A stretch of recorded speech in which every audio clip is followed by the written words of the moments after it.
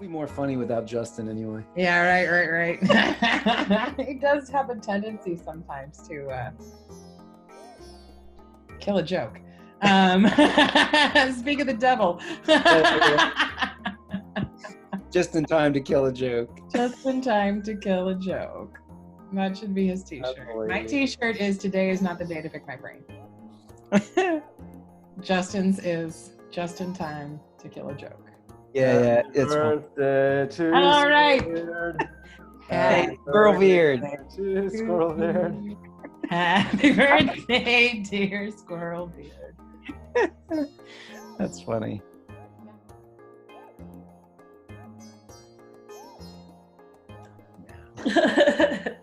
Man, you could tell I'm at my mom's house. This is so weird. Yeah.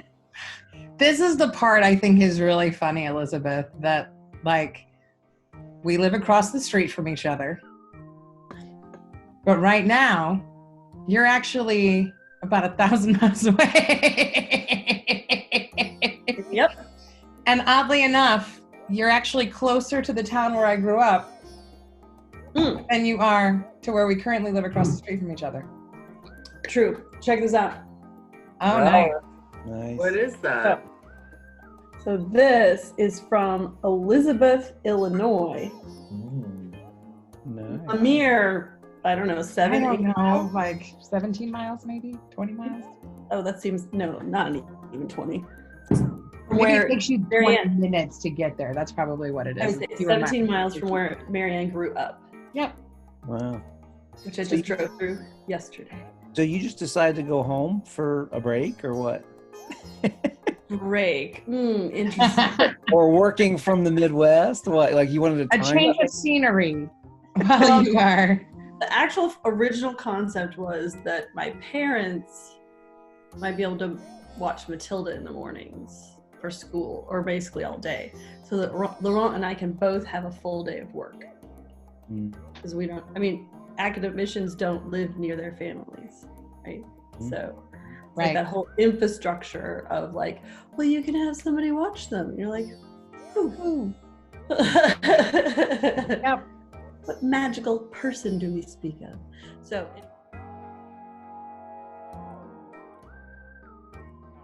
Jerry and I have been in the midst of writing books, and you know, I know that feeling of feeling like you're done. I got this last week actually. I got the cover, right? And Chuck Edgerton, who adjuncts for our department, gave us. He's a professional photographer. He gave us this really cool picture of 2 yellow lines like on a street where they had, they put down the yellow lines when a leaf was there, and then the leaf had blown away. So there's like a leaf print in the yellow lines. It was a really cool picture, and like the whole point was to have the leaf print on the front. And they send me the proofs for it, and it's like, it's on the back cover. I'm like, what the hell is this? Like, this is not what we talked about. So I had to go back to it, and I had to do it like 3 times. Like, no, this is still not what it's supposed to be. Nope, this is still not what it's supposed to be. Jeremy, I like that idea for a picture. It reminds me of one of my favorite postcards that we got on like a trip out west. It's of the 2 yellow lines on a street, but they go over a dead squirrel. Nice. Good. Maybe I should have used that one instead. Well, what's the book called? Realizing Nonviolent Resilience. So that would have fit. Okay.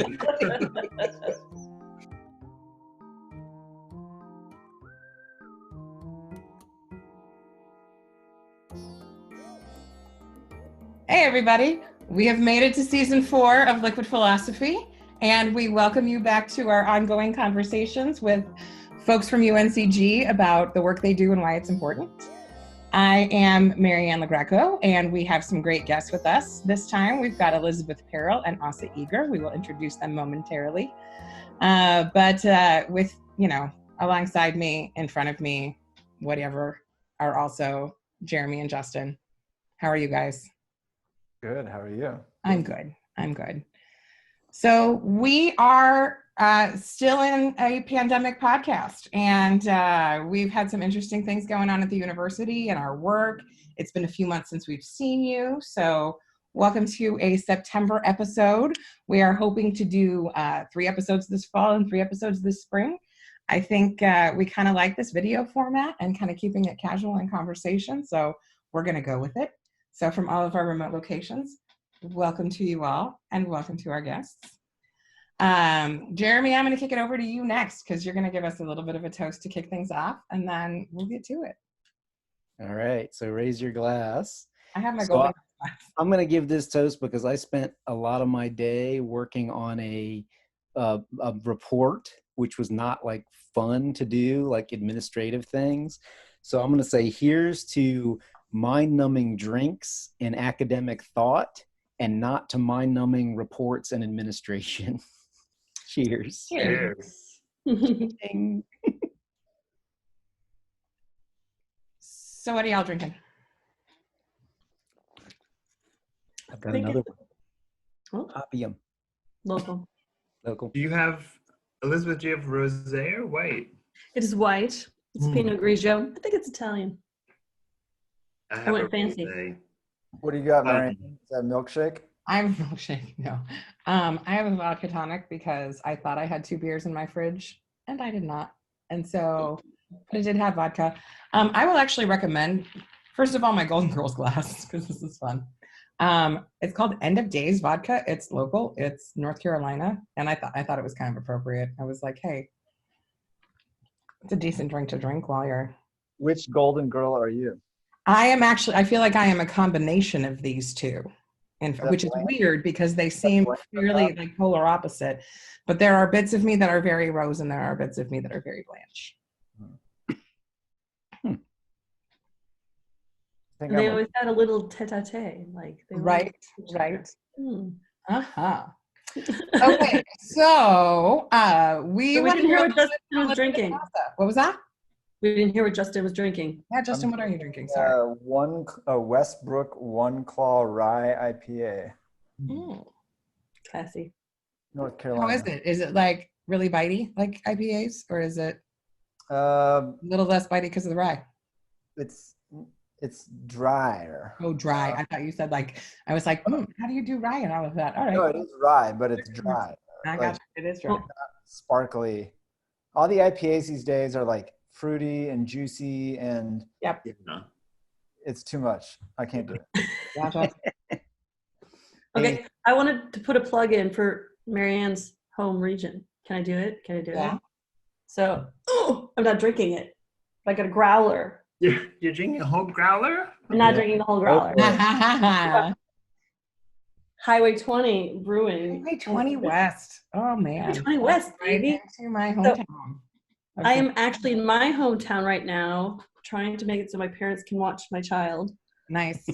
And I drove through Marianne's hometown on the way here. Here's my question. Are you going to drive back through it on the way home? Justin, I promise I'll come back in a minute. I could. Depends. Because if you decide you do that and want to pick up some wine, I have an order. Like I've been hankering for some General's Reserve. And then this other one that has like some sort of like Eric the Viking sort of theme on the front label, but it's really awesome. They've got like, I love Galena Cellars. About half of their stuff is like fancy Boone's Farm. The other half of it is solid freaking wine. Like I will give them that. It's really good, particularly that General's Reserve. Okay. So, yeah. Do you still have family there? I don't, not at all.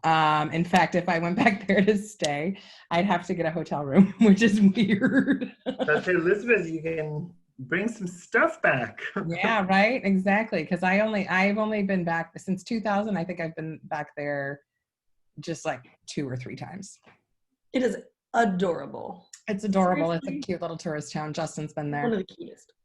Asa, where did you grow up, Asa? Because I know he's from Illinois also, Justin. And so we got all these Midwesterners. Yeah, like, I have an Illinois thing too. Well, I'm from Israel originally. And then I moved when I was 8. Israel. Close to Lebanon, Pennsylvania. Close to Lebanon. Actually, yes, I was born close to Lebanon. I'm from Haifa. And then when I was 8, I moved to New Jersey. But I did go to grad school at Chicago for 8 years. Okay, cool. Yeah. So do you know Galena then? Because that's where like all the people from Chicago go to vacation. Galena, the Byzantinist Galena? No. Galena, Illinois, the town. It's like, It's like 3 hours west of Chicago. That's the one we've been talking about. So no, it's a big town, so I didn't even go into the Chicago suburbs really. I gotcha. I like never left Chicago. Occasionally I would go into Wisconsin because it was kind of like, but I don't know anything about this downstate. What do people call Illinois from Chicago? They call it downstate. You got it. Even if it's not actually technically downstate. Yeah. Wait, did you go to the University of Chicago then? Yeah. Smart guy here, huh? We got a smart guy here. I did some COVID era tourism, by the way, on the drive here in Chicago. I stopped in downtown, parked on the street, paid on the street, and just walked around with a mask on. It was like, I love Chicago so much. Oh, that's so cool. So cool. You gotta do what you can do. Yeah. Touch of the city. So, Elizabeth and Asa, would you like to tell us a little bit about what you do? Tell us a little bit about your research, what departments you're in, things like that. Let our listeners know why your work's important. You start off because we know where you went. And you start, okay.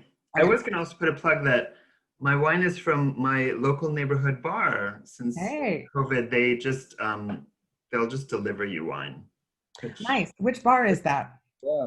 It's actually not my local neighborhood bar, but it is the neighborhood bar that I go to all the time. It's Beau Bar in Carborough. Okay. Yeah. Nice. But I live in Durham, so it's not like. Gotcha. I didn't know you live in Durham. Is that near Cat's Cradle at all? That's really the only thing. Yeah, it's like a block or something. I miss Cat's Cradle. I used to go there at least once a month, if not more. Yeah, that's exactly where it is. So sad. Okay. Sorry. Research. What I do? Okay. What do I do? I'm in the Department of History, but I'm cross-appointed with a program in archaeology at UNCG, which is a interdisciplinary department, not really officially department, program. And I'm responsible for, I'm their Islamic historian, but my training is really as an archaeologist, and I do the early medieval period, so the very beginnings of Islam in the Middle East. And I specifically focus on when the Middle East changes from Byzantine Christian to Muslim, so that's like the 7th century. And I pretty much take it until the Crusades. I do, archaeology is such an interdisciplinary method anyway, so a lot of people have their own specializations. You know, you have your bone people and your metal people and glass people. So my own specializations would be actually pottery. You have 2 pottery people on the show today. And also I look at landscapes, environment, land use, that kind of thing. Yeah. Cool. Why is it important, Asa? Why is it important? It sounds really important to me, but. Wait, we have 2 pottery people, so are you guys going to reenact the scene from Ghost? Again, just in time to kill a joke. He said that before you were on, Justin. Oh, did I? I actually do have a question, because you said that like there's bone people, there's metal people, you're a pottery person. When you went to grad school and got all of your training and things like that, like how much cross training is there? Like, do you specialize pretty early on, or like, did you take a bone class or something? Yeah, there is some amount of cross training in, but a lot of it is also in the field, kind of just working alongside, you know, bone people and kind of like picking it up and like learning that kind of thing.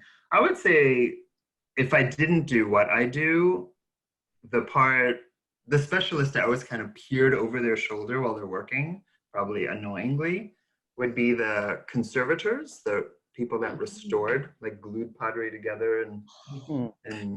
used little scalpels and microscopes. I always thought that was really cool. Asa, did you know my backup plan in grad school was to be a ceramics conservator? No, That was like, never. I had found classes just in case. I felt like bailing. We need to talk more about this, especially glue, the kind of glue. So like, Asa, like what inspired you to do that? I mean, I'm just curious, like what was your thought process as you were like going through graduate school and, you know, like master's degree and then into the PhD? Like what inspired you? Yeah, it's actually, I would say almost every single one of my colleagues, when you ask that question, they're like, archaeology is one of these like kid disciplines. Like, oh, I want to be an archaeologist, you know, when you're like 5. Indiana Jones, right? Right. And indeed, so many of my colleagues really wanted to be archaeologists when they were little kids from watching Indiana Jones. But in college, actually, I was an English major and a French minor. Archaeology was far away. And so it was really the summer after my sophomore year. So it's not grad school, but it's really undergrad.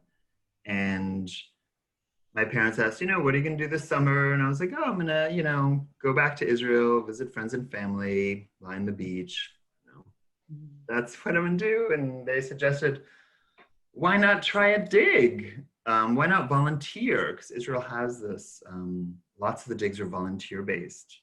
Huh. So I was ready. I was down. I said, I mean, can the dig be on the beach? And it was. I found a dig on the beach. Well played. Great. Our breaks were, you know, swim breaks. And I just kind of fell in love with it. And my first dig was a monastery site, in all likelihood, in Israel. And the first thing I dug up was a 5th century church, which was super badly destroyed, but it didn't matter. And I was like, oh my God. And then I became really fascinated by the fact that the church was in use after the Muslims conquered the region, and it was in use for like another 100 years. And that specific part was really fascinated by. Growing up in Israel, this kind of, you know, foreboding sense of Islam as this sort of other and this kind of enemy. And so when I applied for grad school, that's really what I wanted to work on. I wanted to kind of like just go right into that moment. Yeah. Sweet. Awesome. Yeah. Well, we are happy to have you. I'm going to kick it over to Elizabeth next. And because you are complementary to that, but also very different at the same time. The weird overlaps that Asa and I have are super bizarre. So And we've never talked about them really. not all of them, like little touch Yeah. points here and there. So like Asa's taken students to Turkey, to Istanbul. I was an exchange student in Istanbul for a year in high school. So like I know all of Istanbul, but in a more like bizarrely casual way. But what I do is, okay, so I'm a Southern African art history expert as my kind of region. And I started off with a study abroad in Zimbabwe.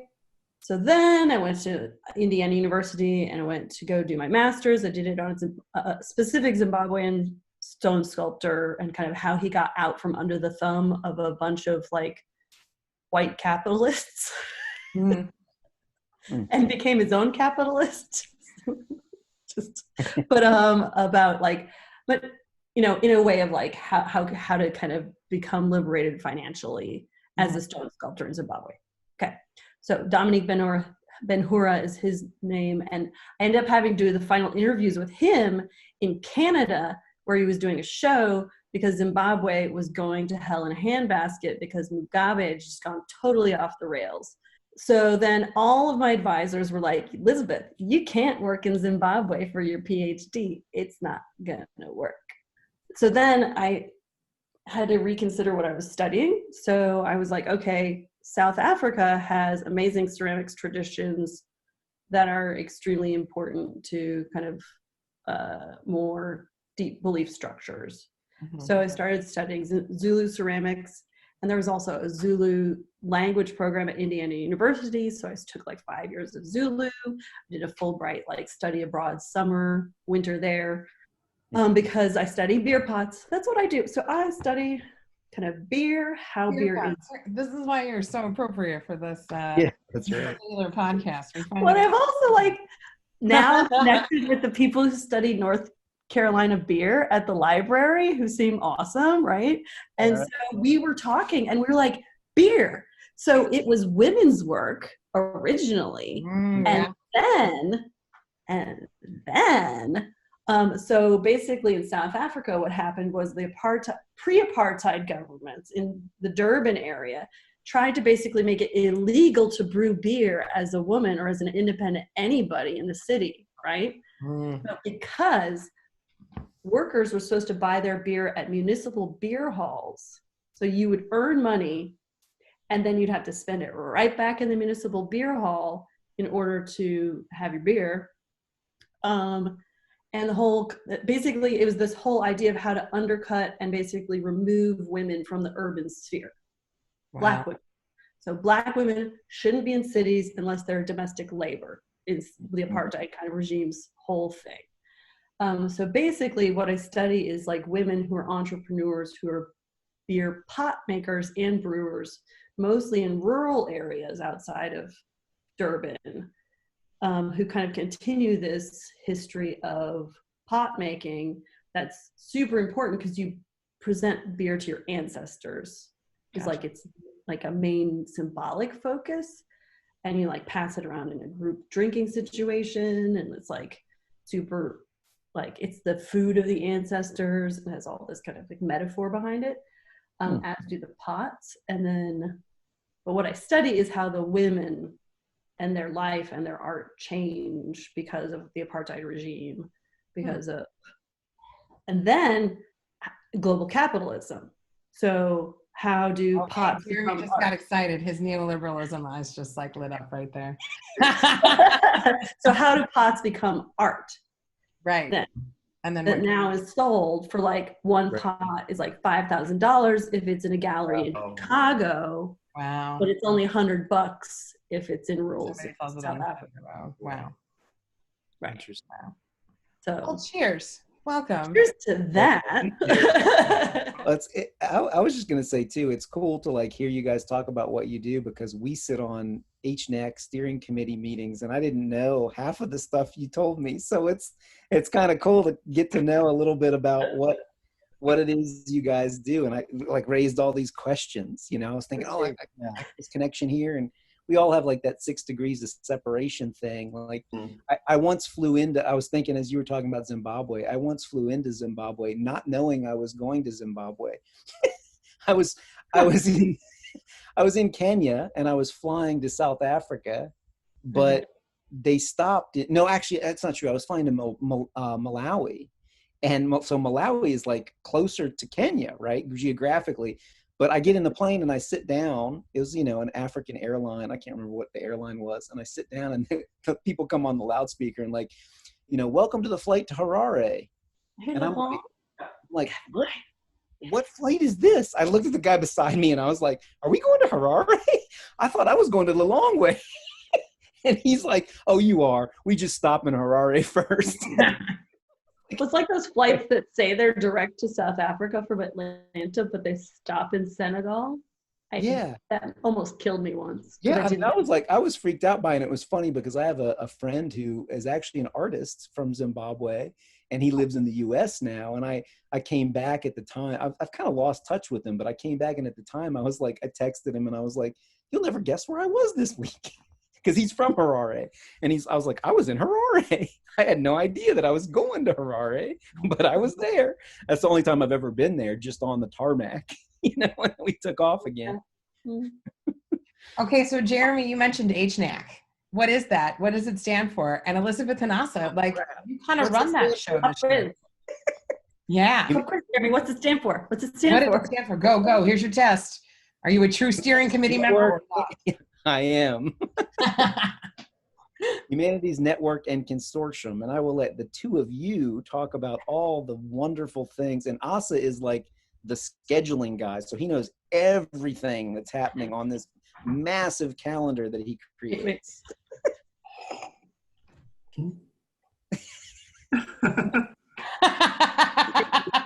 Disembodied hand pouring. Disembodied wine. Say hi. Hi, everyone. Hi, Good to see you. My husband, Laurent, bringing wine. Yay, wine. Okay, so yeah, Asa is HNAC. Asa is the master of all calendar, everything, and networking people, everything. So I'm technically the director, and Asa is technically the associate director. And what's the official scheduling guru title? No, like programming specialist or something. You should call it scheduling guru. Scheduling guru. I like that. Maybe not. I usually call myself cruise director. Ooh, that's a good one. For sure. Well, okay. So HNEC, Humanities Networking Consortium. So we try and be a nexus for both internally bringing together humanities folks, right? But also trying to kind of look outward at all the there are lots of humanities networks on like a national, international levels that facilitate grants, but also just provide kind of networks of scholarship, like the Center or the Consortium for Humanities. The Consortium for Humanities Centers and Institutes. There's too many acronyms in our lives. But that one, we went to like 2 workshops this summer. Like each of us went to workshops just to see what other national groups were doing, you know, across like, and even international. So there are people from Africa, from the UK, from Europe in those meetings talking about like what are humanities centers doing to make humanities more relevant internationally. And for us, that was my cat. That was my roommate's cat walking across the computer screen. You couldn't see her, but she totally stepped on something. We're still recording. Everything is fine. Okay. That was an emergency look in Marianne's. So like, who are some of the faculty who like go to these meetings? Like, it's not, you're talking humanities. So we're not talking like, it's not a lot of biologists and mathematicians, or is it? So traditional humanities, people think like, you know, philosophy, religious studies, art, history, like English, languages. But then we have, oh, look at this over here, Jeremy being all tricky. He's HHS. Yeah. Health and Human Sciences. You know, it's funny you said that, because there's this whole email chain going on with the Harriet Elliott lecture series, which I was on that committee last year. Yeah. Money got taken away, now it's been put back, blah blah blah. And it was so funny because there was this whole back and forth about the kind of what departments get it next. And of course it's a College of Arts and Science thing, and I was like just watching these emails fly by, and I jumped in and I was like, you know, I just have to say, like, don't forget us in HHS, or I'm sure there's folks in the Bryan School. College of Visual and Performing Arts. Right. Yeah, or CVPA or wherever. I was like, you know, but and I understand I understand you have the lock on it being a College of Arts and Science thing, but like you're siloing things by like, you know, only limiting, because they were talking, I mean, so long story short, they were talking about maybe creating a system where it's like each year a new department gets the Harriet Elliott lecture series. And maybe what they were talking about, and I think it's a good idea, creating like some kind of synergies between departments, so that like the last department has a little bit of extra funding the next year to like follow on with what they're doing and connect to the next department that gets it and stuff like that. And I was kind of like, that's great, but like still leaves me out. You know? What's the Harriet Elliott's actual, like, you know, mission statement or whatever? You know? Well, I don't know, but I know that there is a reason why it's rooted in the College of Arts and Sciences. Yeah. But like, the thing is that like UNCG's structure has changed since that lecture series was started, and so it's like the structure either hasn't been or hasn't been able to adapt to it, because it's a good lecture series. We've had some interesting times hosting well, it. I know your department Marianne is one of those ones on the list. I think the next one that gets it is econ next Yeah. year. Yeah. Is what they were saying, but like communication studies is on there. I don't know. There's a number of different, geography was on there. They were last year. I think political science is the year after econ. So, history I think is on there. So, it's, and that's great. But I was, anyway, I was just kind of making the point that like, don't forget other people out. And you're right. It goes back further. The Harriet Elliott thing, goes back further than some of the shifts that have happened at UNCG. But anyway, not to take I'm away looking it up right now though to see if I can find I'm being nerdy and I'm looking up the Well, I mean, the interesting thing was we got it on the Senate agenda, and then finally Frank Gilliam actually sent a note. I mean, it was interesting. There's this whole back and forth of like what happened to these funds, and the people were up in arms. And finally, Frank, I don't know how this all went down. At least from his email, he sent a note to the Hell's committee for the college, and I just got copied on it. And it was kind of like, we didn't know this happened. Thank you for bringing it to our attention. We're restoring the funds. I mean, that's the short. Yeah. And I was kind of like, my skepticism was kind of like, really? Like that's just kind of happened outside the provost. We had a shift in provost. We had a chancellor who maybe didn't pay attention to it. I can get that, but I was like, somebody had to know this was happening. Yeah. And that's the thing is people just like kind of were shocked. And so I think that's great to show a moment where advocacy actually did something where faculty were like, hey guys, no, this is actually really important to how we teach and how we bring people together. And we would like this money to stay. And it's like, took us a while because of COVID to like get a whole petition together. But then once it went up, people kind of paid attention. So that's kind of, it's a gratifying moment. Let's all take a little moment. Yeah. I remember that was one thing. Cheers. Yes, absolutely. But I think Rebecca Adams said something on the AAUP call about it. She's like, everybody's paying attention to the $350,000 endowment, but what about all the smaller, $10,000 and $20,000 endowments that people aren't watching or aren't aware of? Have those been absorbed? Where have those gone? Because if it's happening with $350,000, you can guarantee it's happening with some smaller someone else that you're not quite paying attention to. Yep. Well, and I think it's another reason why. Well, first of all, you've got to like fight for the things that you believe in, particularly now. But everybody else is making decisions and trying to figure out what to do in a COVID era that are based off of their best guesses. And so if there's something that you think is really important and you need to hold on to, like now is the time to say stuff. And in fact, I think a lot of administrators might at least appreciate somebody coming forward and saying, hey, this is important, or hey, here's an idea, or I don't know. Let's keep, like, we just got the announcements saying that they're going to keep the things in place for spring in terms of whether or not we can make the choice to teach the class online or not. And so we as faculty still get to make the choice of whether or not we're going to teach online. They're going to still do, everything is kind of already one-time approved and umbrellaed in for the spring. But it was one of those moments where there were people who were just waiting around again, trying to think of, hey, what should we do? Let's just wait for somebody else to tell us.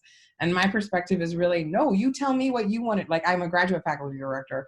So I tell my graduate faculty, I was like, you tell me what you want to do, and then I will do my best to advocate it up the chain, because all my grad faculty wanted to teach online.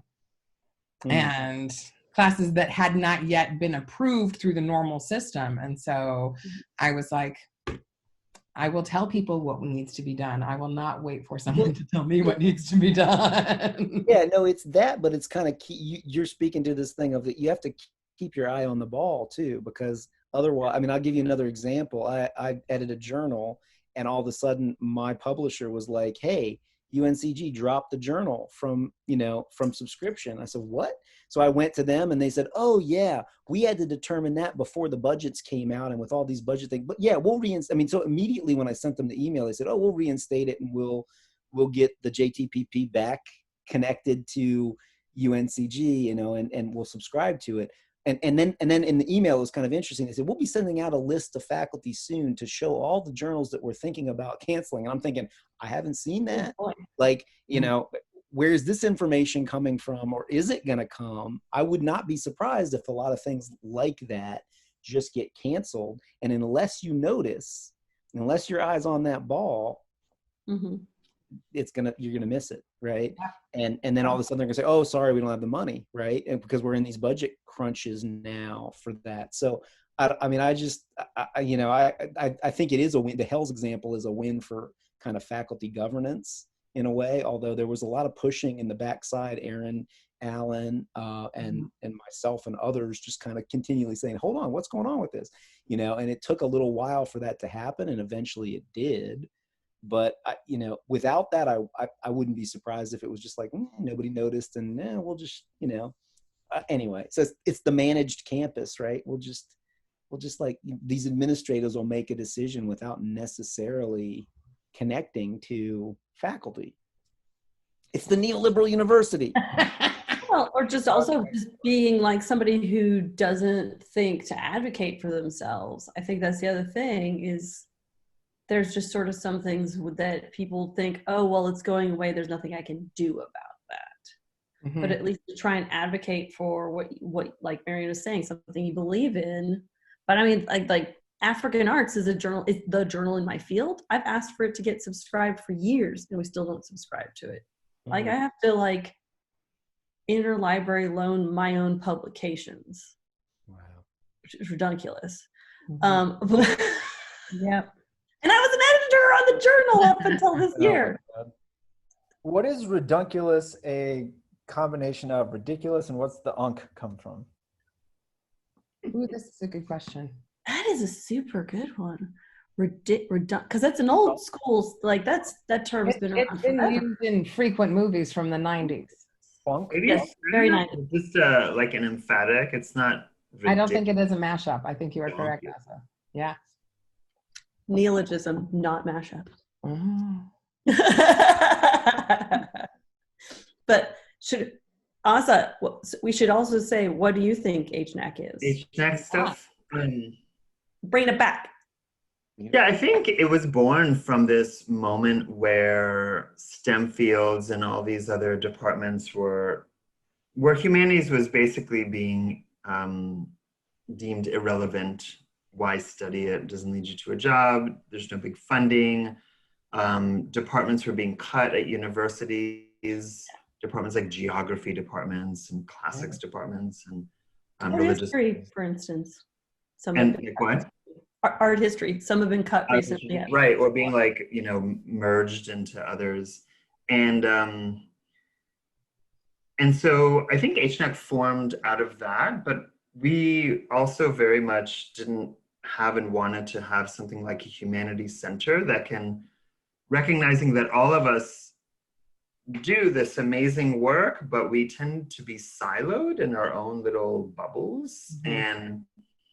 And basically like this format, what you're doing now with this podcast really is already kind of bringing people together in conversation, which is exactly another thing that HNAC I think really wanted to do.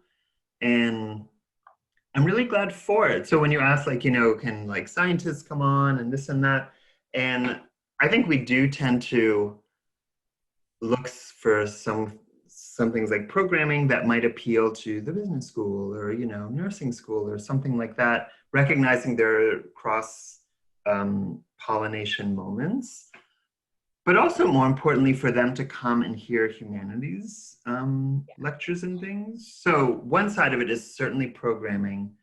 And I think even more so in this age of COVID, we're not only siloed, we're like just straight up isolated. Yeah. We're not even seeing each other anymore. And so still, and I think I see it very much as advocacy. We could kind of have given up on something like HNAC this year. And I think the university, various parts of it would have been happy to sort of pull it, and whatever. But to insist on events and panels and programs, even if it's over this weird format, because it's the only connection that is really left is huge. And it's not just COVID that's happening, it's a whole reckoning that the United States is going through, It's the most important time to talk about anything, racial justice, social justice, the environment, all of it. And then the other piece of it is to kind of faculty enrichment, offer help with writing and grants and kind of, because all of that, I know when I was first here, you're kind of just on your own for most of that. And Yeah.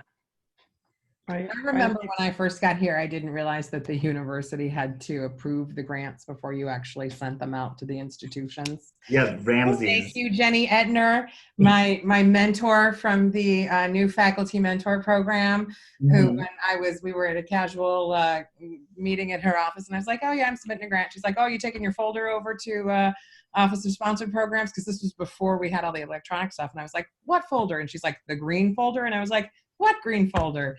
And she's like, oh, honey. She like sat me down. She's like, there's like 8 layers of approval that this all has to go through before you can actually send anything out. So yeah, I learned. University's got to get their money too. Yeah. Well, cool. I'm glad that kind of program exists at UNCG. I know there are times when I'm often confused about like who I am in these, we usually distinguish things at the university. There's like natural science, social science, and humanities on all of our regular faculty internal grants and stuff like that. And you're supposed to pick one as to who you are. And I'm frequently like, I feel like I have one foot in social science and one foot in humanities. And because I study food, I feel like my hands are in like natural science, because I'm sometimes working with the nanoscientists and the farmers and the ag people from other schools. And so it's nice that there are platforms that kind of encourage that support of different ways of thinking and knowing and doing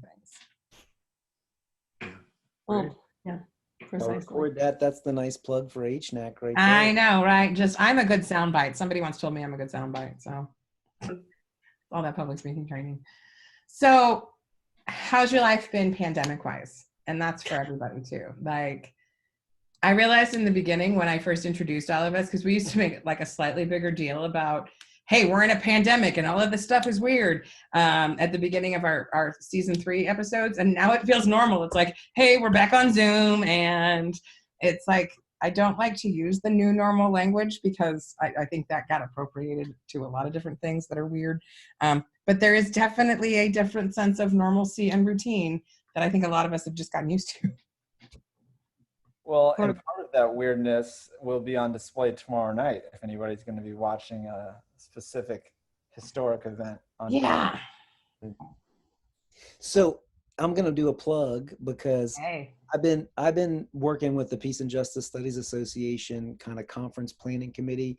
We had a conference planned actually for last weekend in Florida that didn't happen, obviously, because of COVID. And so it all went online, and we've had programming all of September. We have some October programming and we have some November programming. And Erica Huggins, a former Black Panther, is actually speaking during we didn't know there was going to be a presidential debate at that time when we scheduled it. And so there's a whole crazy chain of emails going back and forth, like, should we shift it? And, I was like, no, haven't we all made up our minds already? Like, why you can DVR the presidential debate, but like, right. I'm actually going to be at that conference listening to her. And then I probably will DVR the debate and try to go back and watch it, or just listen to the talking heads talk about the stupid things that both of them said. I will read recaps. I don't know that I can watch it. Like, I think I'm too sensitive of an individual to absorb the spectacle of it. Well, Mary Ann, do you remember the first debate of 2016? You, me, and Michael Hemphill went to, what was that place over on the Geeks? What's that place called? The Geeks Bro? Oh, yeah. Yeah. Like wow. People. That's right. Wow, that was a hot minute ago. And we were like, based on that performance, how is this? It's done. It's in the bag. Well, was that the one where he hovered? I think so. I think so. In the background. Yeah. There's like an SNL skit about it later. Well, I mean, yeah. But anyway. I feel like that plays is generally how we all feel. It's just like, all right, here we go. This is going to be an interesting whatever. Roller coaster with no seatbelt. Yeah, that's the new normal. I mean, unfortunately, we've got a president who the new normal is nothing's off limits, nothing's normal. Right? Like I'll just do whatever I think is gonna shock the base and get people to, to listen to the ridiculous things I'm saying. The television. Even if they're not true. Right. I would the most fascinating thing driving here yesterday. So I had 19 hours, so I broke it into 2 days driving to Iowa. Okay, to Iowa. 19, right? Are you on the western side of the state? Oh yeah. Far. I'm in the flat part where there's lots of windmills.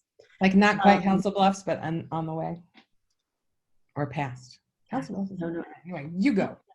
Los Hills are a little further. So I'm near an hour from Sioux City, South Dakota. So, and an hour from Minnesota. So, figure that out. Geography. But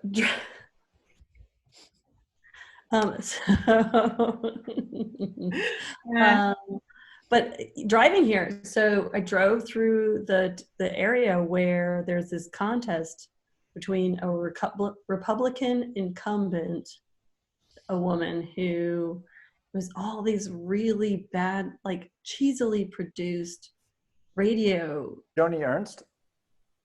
Yeah. That's your home, Justin? No, I just read something about her. Yeah. The amount of money going into this is insane because the radio was just constant political commercials.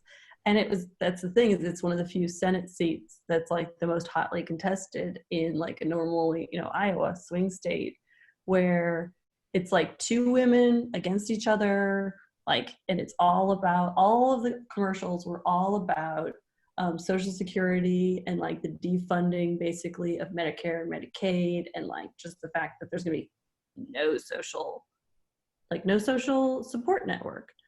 So if the bottom drops out, you just forget about it. Like you're out on the street. Anyway, the commercials were really cheesy, but it was constant. Like, and the posters are constant, and just a barrage of information for those. Overwhelmed, man. I really do. It's the least wonderful time of the year. Usually I'm the one that sings on these things. I didn't love October so much. I love the month of October. Yeah, I think that'll be the only thing that gets me through. But then with the also with the Breonna Taylor decision or lack of decision, like this whole weekend I was driving, but my entire department is like releasing another message to our students because the messages that were sent out this summer didn't really reach the students, right? Because they were all kind of unplugged from everything. So then it's kind of this, we're really conscientious about the fact that we've been like changing our curriculum for years and years and years. We have a faculty member teaching a class called This is America, like based on the video, this semester. I mean, they're just in it constantly. And so there's no, but it's tricky because there's like this thing with the students of like plugging and unplugging. And like, sometimes you're just like, don't you just wish you could just study? Like I have an independent study student who's doing a history of iconoclasm in Egypt as an independent study. And sometimes she's like, iconoclasm is like so involved with today, like now, like everything. And some weeks she's just like, I just want to study ancient Egypt.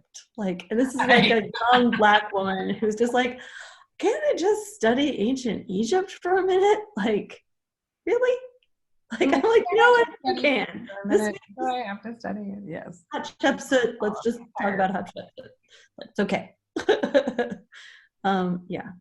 Because sometimes you wish that you could just think about the much simpler and more fun and engaging things.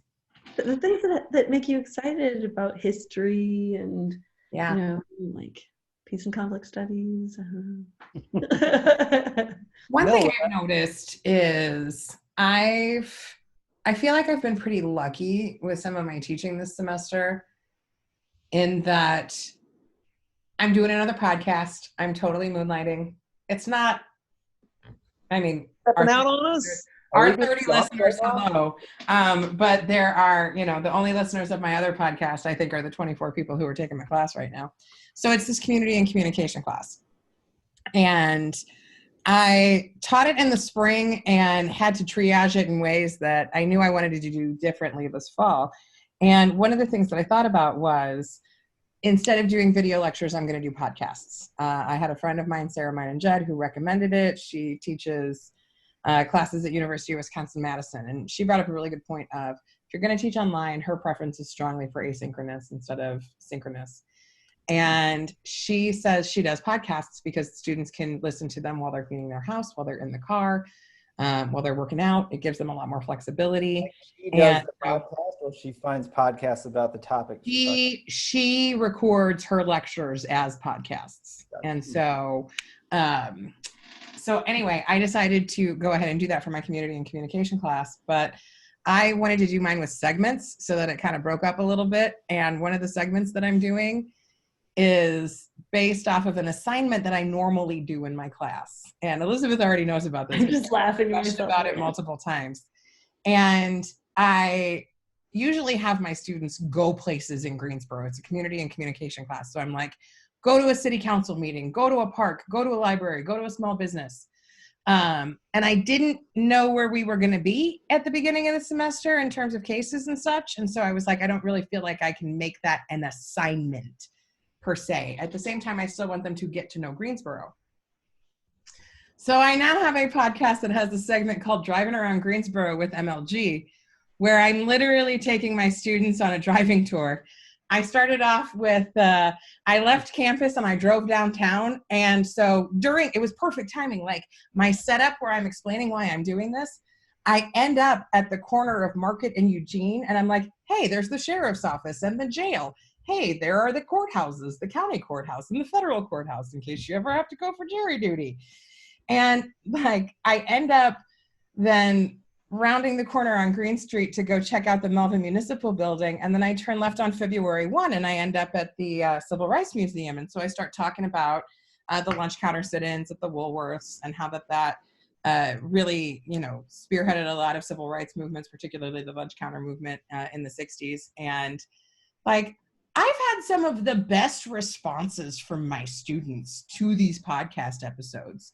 And some of them from the get-go were like, I really appreciated that you went there right away. Like, I didn't expect we'd be talking about the civil rights movement at all, or anything that was important to the Black community at all. And then here you are in the first episode. And I was like, well, that's cool. I'm glad you saw that there.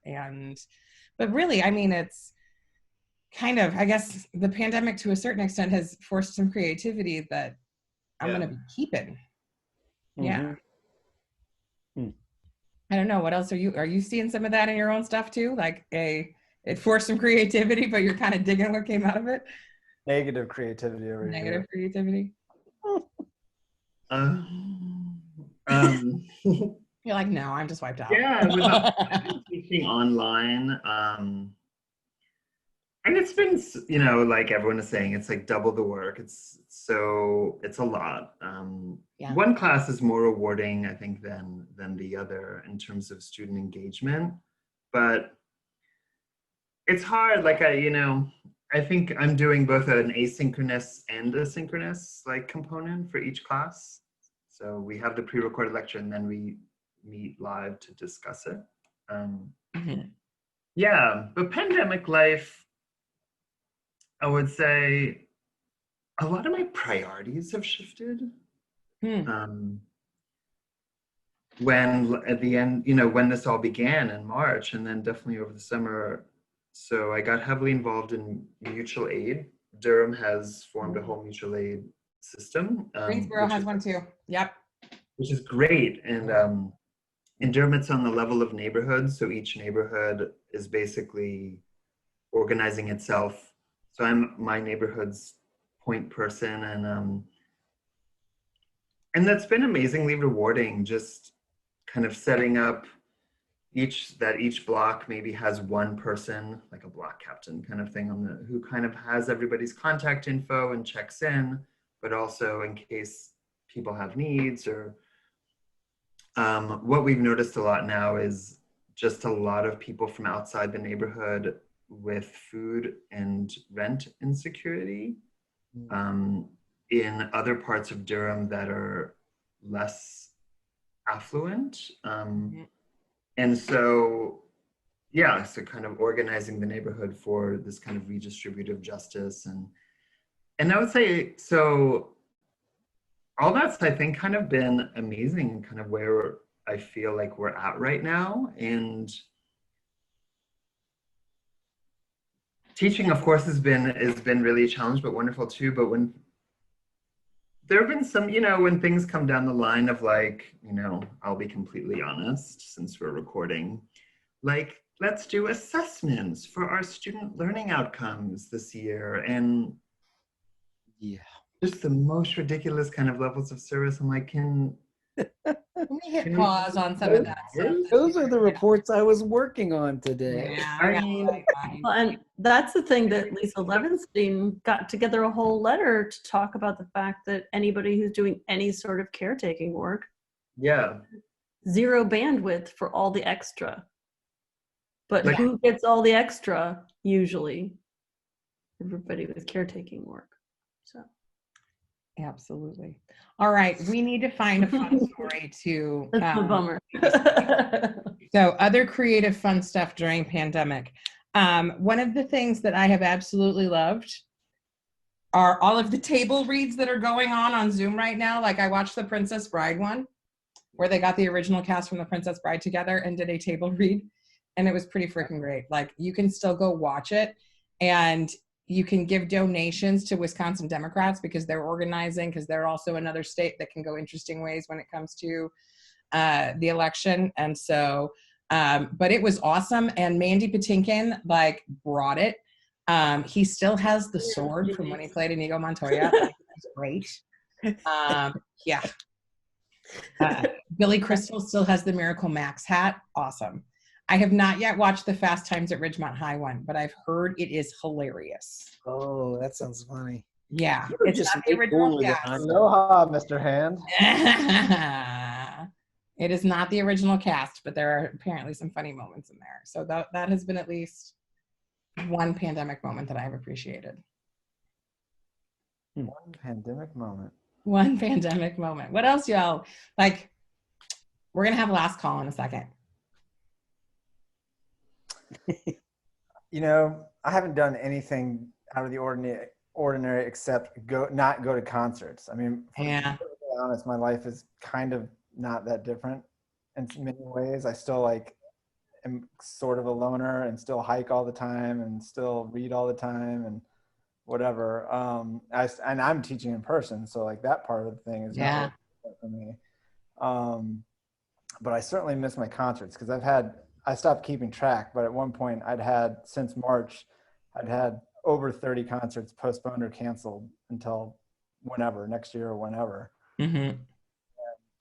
That's frustrating because that's both personal and professional because that's where my research is. A good chunk of my research is. So. Yeah. Mm-hmm. So I've been watching a lot of live streams like of bands online, which is fatigue inducing. It was nice to begin with, and then it's like, Right. I gotta stare at the screen again and not really feel the visceral aspect of attending a concert. And so. Because Jeremy and I have been to a concert with Justin, and we can tell you it's a good time. Especially if you don't send the pictures to the provost. Especially when you send the pictures to the provost. Oh yeah, Jeremy sent the pictures to the provost. I don't know how that happened. I just hit send, and it was like the next Thankfully, thing the only thing in our hands were this was our previous provost, and she was like, "Thanks for sharing." She's fun. And she would respond within 5 seconds. Oh, yeah. And And I was like, "Why is the provost emailing me?" I'm like, "Oh, I didn't know I shared those." Oh. I'm married to a professional musician, so yeah, the lack of concerts is But you have thrown concerts on your front lawn, which I've appreciated, and we do our best. One of my friends in the music school, she's been doing concerts with Erica Boyson, she's a flute, and then her friend Justin Worley, I think he plays tuba or sousaphone or something like that. They've been hosting concerts sporadically on her front porch too. Nice. I She saw a and really, Laurent did one on a porch actually. My husband and she did just one, like a Okay. one-off. Yeah, it was fun. I saw a really good band in front of Bestway though last Monday, like a 5-piece like psychedelic jam band. We're just out there like 520 something kids like just jamming out for like 90 minutes. It was awesome. That's rad. I wish I would have seen that. Yeah, it's cool. That is cool. For them breaking down and was like, what just happened here? Yeah. Missed it. I would say a side pandemic thing.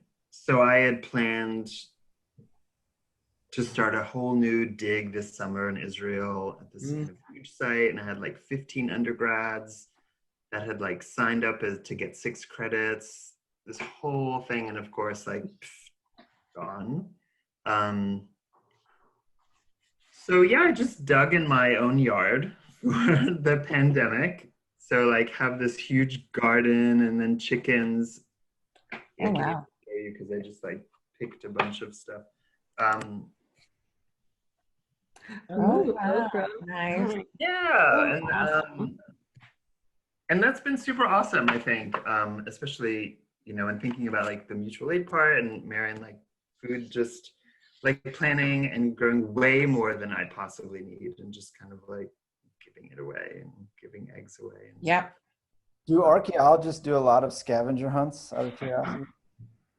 We don't, but I think we would love it. We'd be really good at it. I was going to say, this feels like it would be fertile training ground for. Yeah, we're really good at it. That's what my husband is supposed to do, a scavenger hunt for our 5 kids that are in our pod for Halloween, to try and give them something fun to do. Yeah, our neighborhood is a big destination for trick-or-treaters, so we're trying to rethink it, and maybe scavenger hunt might be. I feel like there's a way to glean some things from Easter. Maybe not the same, you know, undertone of the holiday itself, but, you know, the practice of like going and trying to find stuff that has been hidden. Actually, it is similar because the Great Pumpkin, doesn't he rise from the dead in the pumpkin patch on Charlie Brown? I don't know that it's rice from the And he dead. comes to But he does reward you rise if from you the like grow a pumpkin pumpkin or something. Jesus is the pumpkin. The Holy Ghost is the pumpkin. I have a cat in the background. All right, so it is officially last call time. Yes. Any other earth-shattering things to make sure that people know before we rejoin them again in October, or Rocktober, as I like to call it? Yeah, I mean, I never really answered the pandemic question. I'm kind of like Justin in some ways. I don't feel like my life has changed that much. I'm teaching in person, but I think the thing that has changed is like, I don't know, I'm just on this all the time. Like I hate it. Like, and so are my kids, you know, it's like, get off, you know, like I'm working on a project, you know? So last night my son was up, they have decided that they're going to turn stuff in. Like the teachers have decided Sunday at 11:59 is the time to turn, everything is due, which I'm like, what? These are not I think it's only if they don't get it done the rest of the week. Your Right. kids are scamming you. And But that- people and as I was- Sunday on at the parent- 11:59, yeah. And as I was on the parent meeting, I was like, okay, my kid's in freaking 8th grade. Like, he's going to do this. Like, and all the other parents were like giving me shit. Like, you know, earlier, this is for the working parents who work all week and only have the weekend. And I'm like, I get it. But it doesn't help me, you know? So it's like, and of course at 11:59, he was like hitting send, you know? It's like, what? Like, Get go ready back, for college, man. Come on. yeah, exactly. And that's the whole thing is like, are these college students or are they like, so just I think that's the thing I've been kind of, I guess, depressed about is like the long-term impacts of health, you know, health, mental health, of looking at a screen all the time. It's for kids, it's going to be even worse, but even for us, I mean, anyway, so not to be a downer. I don't want to like reduce it to like introvert, extrovert kinds of things, but at the same time, I've also noticed like, I don't want to get all too, you know, astrophysical, but like I'm a reluctant empath in that I absorb other people's energy. I try not to. It gets really bad in the classroom sometimes. And like if students are particularly stressed, I don't always do a very good job being able to advise them in the way that I need to, because I have to put up a wall so that I don't like absorb too much of their stuff. And so the computer does it for me now. And I feel like I've actually, I don't know, my students might disagree, but I feel like some of my advising with my students is better now because I don't have to constantly monitor that wall between me and them. And so that's what the firewall does, huh? That's what the firewall does. Now, do I think I could make, right. Do I think I could maintain that long term? I don't know, but at least for right now, I'm like, this is kind of a slightly welcome respite from all of the just that can be Zoom is people like that we have to a encounter. bag of spoiled oats for a horse. Is what it is. What was that? I said Zoom is like a feed bag with spoiled oats for a horse. Oh. You just have to keep eating it. And then you're gonna get some sort of like hallucinogenic kind of experience. And now we're back to the food. Oh no, that's right. Our full circle moment, y'all. Hey, that's the payoff. All right. Well, we are pretty much, well, there's no real out of time, but I think we're going to go ahead and wrap it up because we've been chatting for a hot minute here. Yeah. So thank you all. Thank you, Elizabeth. Thank you, Asa, for joining us. Thank you, Jeremy and Justin, for telling jokes and having fun conversations alongside. And one more cheers to all of our listeners. Thank you for tuning in and hanging with us. Hopefully we will be back next month for some Rocktober action. I call it Socktober because you start wearing Socktober because you start putting socks on. I love it.